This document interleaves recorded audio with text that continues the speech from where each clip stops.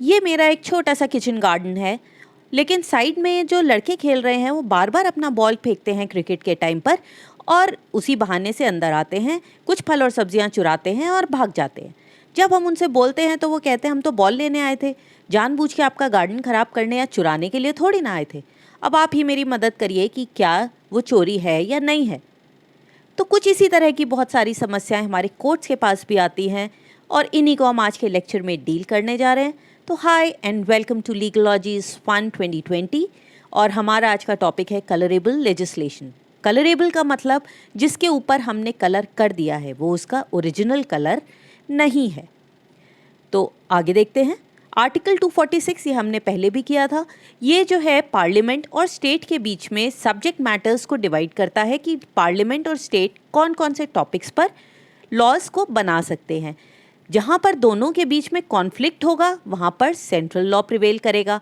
कुछ मैटर्स ऐसे होते हैं जो दोनों में ओवरलैप करते हैं, या फिर अगर इसने डिफेंस का लॉ बनाया तो वो कुछ हद तक स्टेट के कुछ टॉपिक को कवर कर लेता है, और अगर इन्होंने पब्लिक ऑर्डर पे बनाया तो वो कुछ यूनियन लिस्ट को। ये हमने पिथ एंड सब्सटेंस में भी किया था। ये एंट्रीज कई बार ऐसी होती हैं जो बिल्कुल लिखी तो अलग अलग हैं, लेकिन हम एकदम अलग अलग इन्हें नहीं रख पाते। जो हमारी थर्ड लिस्ट है वो है कंकरेंट लिस्ट, जिसपे यूनियन और स्टेट दोनों ही लॉज को बना सकते हैं। यूनियन लिस्ट के लॉज जो है वो पार्लियामेंट बनाती है, और नेशन वाइड जो इम्पॉर्टेंट टॉपिक्स हैं उन पर बनाती है, और हम चाहते हैं पूरे हमारे कंट्री में एक से लॉज हों। स्टेट लिस्ट जो है उस पे स्टेट लेजिस्लेचर बनाता है अपने लॉज, और वो ज़्यादातर ऐसे होते हैं जो रीजनल मैटर्स पर होते हैं, जैसे पब्लिक है, पब्लिक ऑर्डर है, पुलिस है। इसमें स्टेट अपने हिसाब से लॉज अपने स्टेट के लिए बनाता है। और जो कंकरेंट लिस्ट है उसमें जो 52 टॉपिक्स आते हैं वो ऐसे हैं जिनमें हम चाहते तो हैं कि हमारी पूरे कंट्री में एक से लॉज हों, लेकिन अलग अलग स्टेट्स की कंडीशंस को देखते हुए उन्हें अपने हिसाब से लॉज को बनाना पड़ता है। तो इन लॉज में कंकरेंट लिस्ट के सब्जेक्ट्स में स्टेट और सेंटर दोनों ही लॉज बना सकते हैं, लेकिन जैसा मैंने कहा अगर कॉन्फ्लिक्ट है तो उसमें सेंट्रल लॉ जो है वो प्रिवेल करेगा। चलें अब इसका मीनिंग देखते हैं क्या है। इसका मीनिंग है कि what one cannot do directly cannot be done indirectly। अगर कोई चीज़ ऐसी है जो मैं डायरेक्टली नहीं कर सकता तो मैं इनडायरेक्टली भी नहीं कर सकता। जैसे अगर हम पहले वाला एग्जाम्पल लें जिससे मैंने आज का लेक्चर शुरू किया था, तो अगर वो बच्चे मेरे फल नॉर्मली नहीं तोड़ सकते, मेरे घर में बिना मेरी परमिशन के अंदर नहीं आ सकते, तो वो इनडायरेक्टली बॉल के बहाने से भी अंदर नहीं आ सकते, वो ट्रेसपास ही रहेगा और वो गलत होगा। दूसरा क्या है कि जो लेजिस्लेशन ट्रांसग्रेस करता है कॉन्स्टिट्यूशनल लिमिटेशंस को, मतलब जो राइट उसे कॉन्स्टिट्यूशन ने दिया है, स्टेट को लिस्ट 2 का दिया है ना, और 3 का भी पार्शियली, अगर वो इससे आगे बढ़ता है, लॉ बनाता है, तो वो कॉन्स्टिट्यूशनल नहीं रहेगा। ये जो हमारे लॉज हैं जो लेजिस्लेचर बनाता है, ऐसे में क्या है, उसका जो सब्सटेंस है वो उसकी कंपीटेंस से अगर बाहर है, कंपीटेंस मतलब जितना उसे पावर है, अगर वो उससे बाहर है तो ये अल्ट्रा वायर्स हो जाएगा और वॉइड होगा, वॉइडेबल नहीं होगा, वॉइड होगा, जैसे ये लॉ कभी बना ही नहीं था। तो ये किससे डील कर रहा है? कंपीटेंस से, आप ये ध्यान रखिएगा। और इसका जो सब्सटेंस है, इसमें हम सिर्फ ये नहीं देखते कि उसका फॉर्म क्या है या उसका बाहरी अपीयरेंस क्या है, या उन्होंने जो हमने लॉ बनाया उसका टाइटल क्या दिया है। टाइटल तो कुछ भी हो सकता है, टाइटल मनी लेंडिंग भी हो सकता है, टाइटल जो है पुलिस भी हो सकता है, टाइटल लोकल इम्पोर्टेंस का, पब्लिक ऑर्डर का, कुछ भी हो सकता है।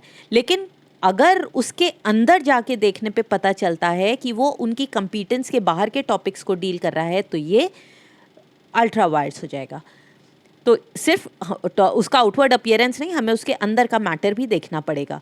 अब ये जो स्टैच्यूट है ये इनवैलिड क्यों होता है? इनकम्पीटेंस की वजह से, क्योंकि स्टेट के पास राइट नहीं होता और वो अपने राइट से आगे बढ़कर लॉ बनाता है। लेकिन ये जो है परमानेंटली इनहिबिट नहीं कर देता स्टेट के उस लॉ को।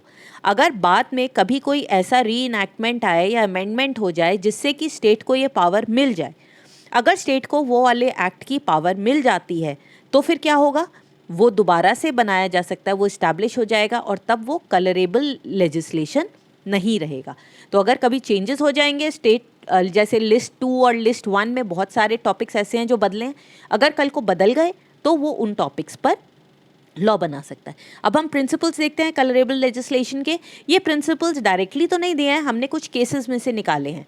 सबसे पहला है KGC Narayan Dev versus state of Orissa. Case आपको याद करने की ज़्यादा ज़रूरत नहीं है, याद कर लें तो अच्छा है। ये जो है वो कहता है कि ये कॉन्स्टिट्यूशन के ऊपर एक फ्रॉड है, क्योंकि कोई भी लेजिस्लेचर जो है वो कॉन्स्टिट्यूशन के जो रूल्स बनाए गए हैं उनको डायरेक्टली या इनडायरेक्टली वायलेट नहीं कर सकता। अगर वो इनडायरेक्टली करने की कोशिश कर रहा है, सीधे ना पकड़ के नाक टेढ़ी पकड़ रहा है, तो वो कॉन्स्टिट्यूशन पर एक फ्रॉड है।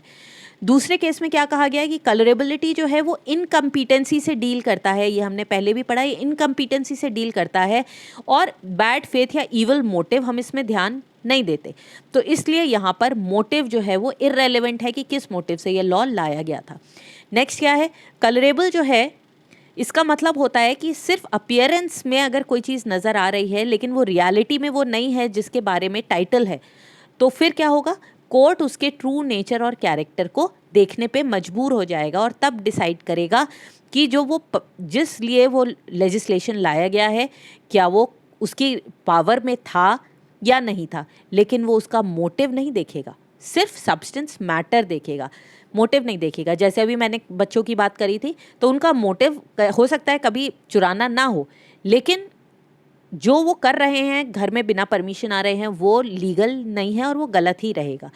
तो ऐसे में क्या होता है, कोर्ट को क्या करना होता है, प्रोप्राइटी, एक्सपीडियंसी और नेसेसिटी देखता है कि ये जो लेजिस्लेटिव एक्ट आया इसकी क्या ज़रूरत थी और क्या ये सही है या नहीं, और वो पावर उस लेजिस्लेशन के पास, लेजिस्लेटिव अथॉरिटी जो है, जो भी है, स्टेट है या सेंटर है, उसके पास वो पावर थी या नहीं थी। और वो ये भी कहता है कि ये ज़्यादातर हमें जो है कोर्ट को इसमें इंटरफेयर नहीं करना चाहिए, क्योंकि लेजिस्लेशन पावर्स जो है डिसाइड करने का काम कोर्ट का ना होकर लेजिस्लेशन का ही होना चाहिए।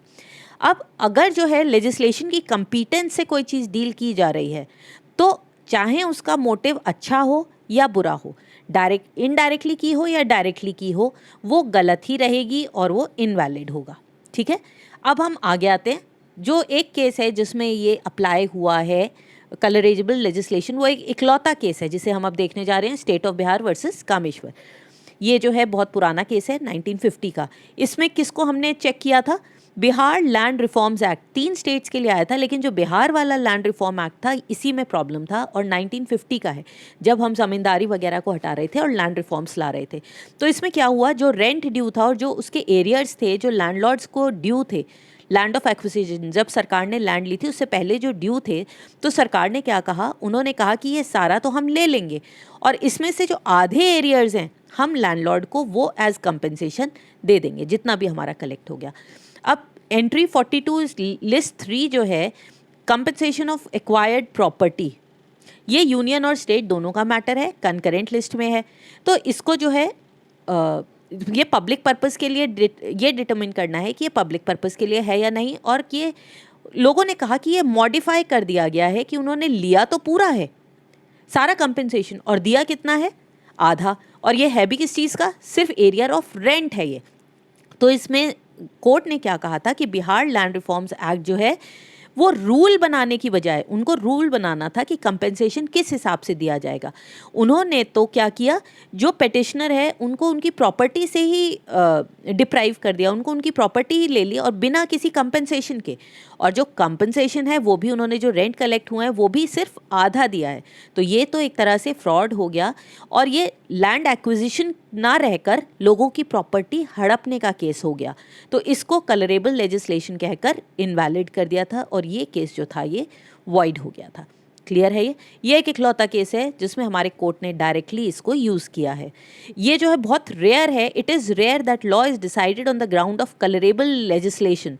This is the only case where law has been declared invalid. तो मैंने आपको पहले ही बताया एक इकलौता केस है। अब हम देख लेते हैं कहाँ पर इसको नहीं लागू किया था। ये है state of MP versus Mahalakshmi fabrics limited 1995, थोड़ा नया केस है। इसमें इशू क्या था कि जो रॉयल्टी रेट्स थे वो 40% से सीधे 200% तक बढ़ा दिए गए थे पार्लियामेंट ने, जो cess and other taxes on mineral validating ordinance के थ्रू। तो एक ऑर्डिनेंस 1992 में लाया गया और उसके थ्रू इसको बढ़ा दिया। अब क्वेश्चन ये उठता है कि ये कलरेबल डिवाइस था या नहीं, क्योंकि ये जो है डेवलपमेंट और मिनरल्स के लिए नहीं किया गया था, बल्कि एक तरह से स्टेट गवर्नमेंट जो है उसको ये पैसे जा रहे हैं। ये जो रॉयल्टी है ये तो स्टेट्स को मिलेगी ना, तो डेवलपमेंट जो है मिनरल्स का तो कंपनीज को कुछ नहीं मिल रहा है। तो इसमें फैक्ट्स क्या थे, जो सेंट्रल गवर्नमेंट थी उसके पास माइंस एंड मिनरल एक्ट के अंडर रॉयल्टी के दाम बढ़ाने का पूरा राइट है, तो उन्होंने रॉयल्टी बढ़ा दी। अब जो स्टेट प्रोड्यूसिंग फर्म्स थे उन्होंने पहले ही ये बढ़ाई थी, जिसको इनवैलिड बताया था। जो स्टेट्स का तो इनवैलिड था क्योंकि ये उनका राइट नहीं था, लेकिन सेंटर के लिए ये वैलिड था और सेंटर ऑर्डिनेंस ले आया।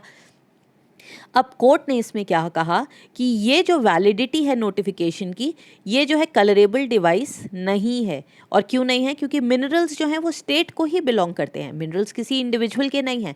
और अगर स्टेट को मिनरल्स बिलोंग कर रहे हैं तो वो कितना कंपनसेशन उन्हें चाहिए इन मिनरल्स के लॉस में, ये डिसाइड करना स्टेट के हाथ में है और वो ये लॉ ला सकते हैं।